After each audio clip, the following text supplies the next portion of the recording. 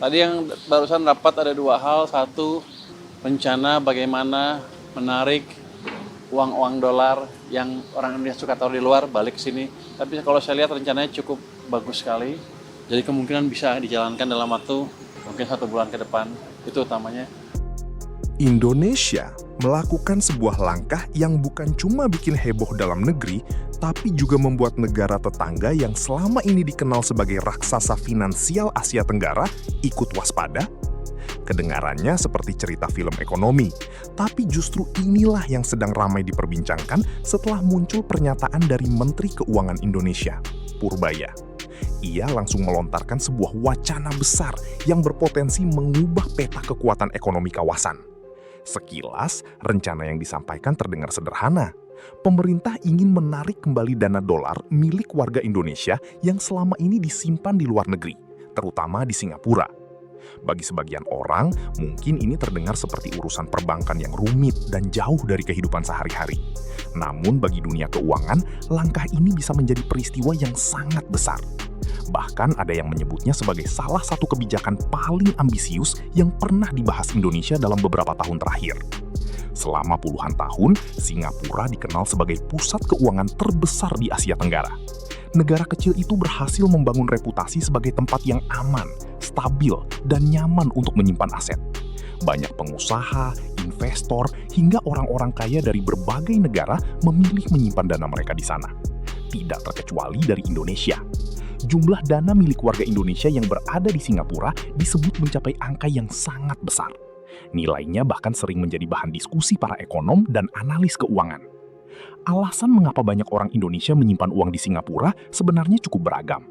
Ada yang merasa sistem keuangannya lebih stabil, ada yang membutuhkan kemudahan transaksi internasional, dan ada juga yang sekedar mencari diversifikasi aset. Dalam dunia investasi, menyimpan dana di berbagai negara memang bukan hal yang aneh.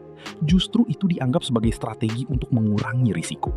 Namun sekarang, pemerintah Indonesia melihat adanya peluang besar. Jika sebagian dana tersebut bisa kembali masuk ke dalam negeri, dampaknya diyakini akan sangat positif bagi ekonomi nasional. Bayangkan saja, miliaran dolar yang selama ini berputar di luar negeri tiba-tiba kembali masuk ke sistem keuangan Indonesia. Tentu efeknya tidak bisa dianggap kecil. Purbaya menjelaskan bahwa pemerintah tidak ingin menggunakan pendekatan yang memaksa. Tidak ada rencana untuk menyuruh orang menarik uang mereka secara paksa. Sebaliknya, pemerintah ingin membuat Indonesia menjadi tempat yang lebih menarik bagi para pemilik dana. Dengan kata lain, pemerintah ingin menciptakan kondisi di mana orang-orang secara sukarela memilih memindahkan dana mereka ke dalam negeri, karena merasa lebih aman, lebih nyaman, dan lebih menguntungkan. Strategi seperti ini sebenarnya cukup masuk akal. Dalam dunia keuangan, uang akan selalu mencari tempat terbaik untuk berkembang. Jika Indonesia mampu menawarkan keuntungan yang kompetitif, sistem yang stabil, serta layanan yang setara dengan standar internasional, maka peluang dana tersebut kembali tentu akan semakin besar. Dari sisi Indonesia, manfaat yang bisa diperoleh memang sangat menggiurkan. Salah satu keuntungan terbesar adalah meningkatnya cadangan devisa negara. Cadangan devisa merupakan salah satu senjata utama sebuah negara untuk menjaga stabilitas ekonomi. Ketika terjadi gejolak global, negara dengan cadangan devisa besar biasanya memiliki daya tahan yang lebih kuat. Selain itu, masuknya dana dolar dalam jumlah besar juga dapat membantu memperkuat nilai tukar rupiah.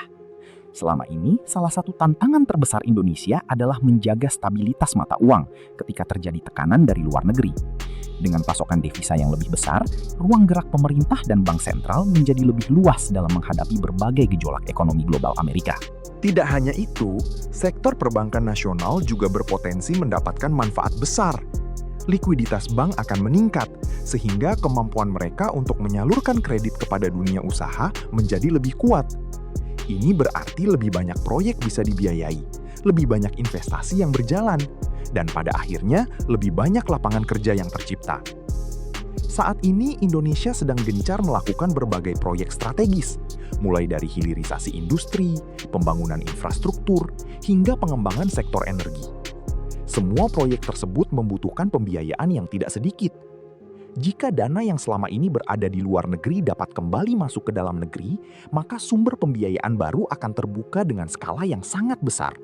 Namun seperti dua sisi mata uang, Apa yang menguntungkan Indonesia belum tentu menguntungkan pihak lain. Karena itulah banyak pengamat mulai menyoroti dampak potensial bagi Singapura. Selama bertahun-tahun, Singapura menikmati status sebagai pusat keuangan regional yang sangat kuat. Arus dana dari berbagai negara menjadi salah satu sumber kekuatan utamanya. Kalau sebagian dana besar dari Indonesia benar-benar berpindah, tentu akan ada pengaruh tertentu terhadap sektor keuangan Singapura. Meski demikian, perlu dipahami bahwa ekonomi Singapura juga sangat beragam dan tidak hanya bergantung pada satu sumber dana saja. Negara tersebut memiliki sistem keuangan yang matang, jaringan global yang luas, serta reputasi internasional yang telah dibangun selama puluhan tahun. Karena itu, anggapan bahwa Singapura akan langsung runtuh atau kolaps mungkin terdengar terlalu berlebihan. Namun tidak bisa dipungkiri bahwa kehilangan sebagian dana dalam jumlah besar tentu bukan kabar yang ingin didengar oleh lembaga keuangan manapun. Itulah sebabnya isu ini menarik perhatian banyak pihak. Yang lebih menarik lagi adalah kemungkinan munculnya persaingan baru antara Indonesia dan Singapura. Jika Indonesia mulai menawarkan berbagai insentif untuk menarik dana pulang, Singapura tentu tidak akan tinggal diam.